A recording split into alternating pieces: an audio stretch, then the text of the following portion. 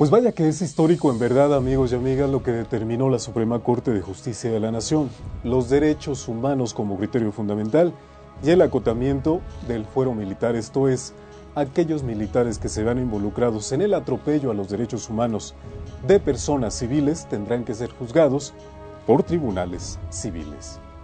Sin embargo, tenemos que entender cuál es el antecedente histórico de este hecho en el cual se basa la decisión de la Suprema Corte. Pues resulta que en agosto de 1974, el señor Rosendo Radilla fue desaparecido por militares. A partir de allí, 34 años hace de este suceso, nada se sabe de esta persona. Sin embargo, el caso se lleva a la Corte Interamericana de Derechos Humanos, donde se recomienda el respeto a los derechos humanos ante todo.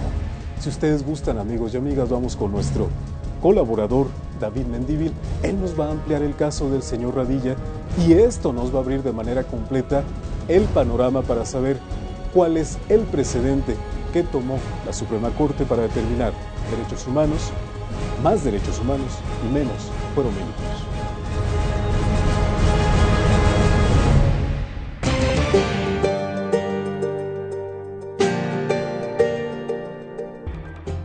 Las tardes de toros son muy complicadas para los familiares del torero.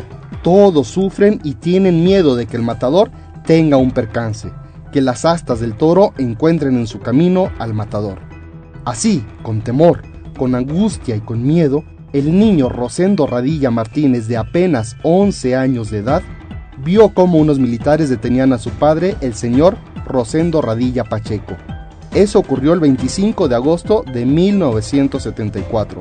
Cuando regresaban de la huerta de café y coco en la colonia Cuauhtémoc a la entrada de Atoyac de Álvarez, en el estado de Guerrero. El pretexto para detener al señor Radilla suena aún absurdo: componer corridos para Lucio Cabañas, sí, aquel famoso guerrillero de los años 70. Justo en el entorno de la tristemente conocida como Guerra Sucia de finales de la década de los 60 y principios de los 70, el Estado mexicano reprimía a aquellos grupos que le eran opositores.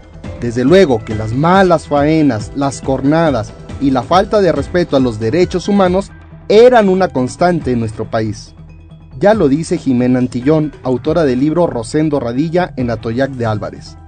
Esta estrategia no estaba dirigida únicamente en contra de los miembros de los movimientos armados, sino hacia la población civil en general, considerada por el ejército como bases, independientemente de sus ideas o participación política. Se calcula que durante ese periodo de Guerra Sucia desaparecieron 1,200 personas, de las cuales la mitad eran del estado de Guerrero, y de esas 600 personas, 400 desaparecen en el municipio de Atoyac de Álvarez. Antes de su secuestro, el señor Radilla tenía varias actividades que fueron desde ser presidente municipal, presidente de la Asociación de Padres de Familia de la Escuela Primaria Modesto Alarcón, donde conoció al propio Lucio Cabañas. Participó en la Liga Revolucionaria del Sur Emiliano Zapata y en organizaciones como la CNC y el Comité Cívico Guerrerense, por lo que es muy probable que haya tenido una ideología de izquierda, lo cual no justifica su captura, ya que no se le comprobó nunca su participación en actos guerrilleros.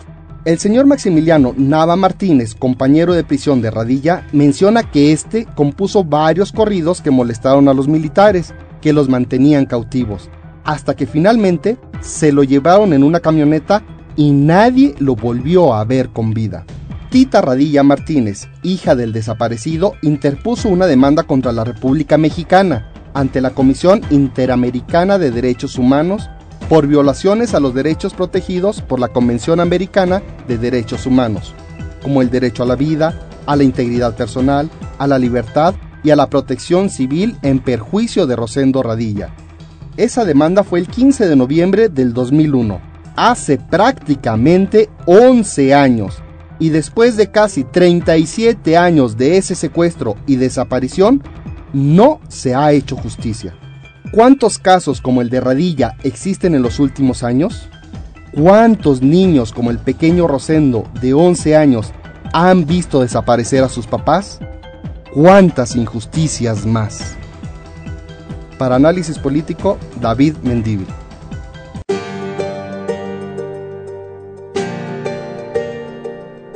Mantente informado las 24 horas. Síguenos por internet. Análisispolitico.com. Continuamos.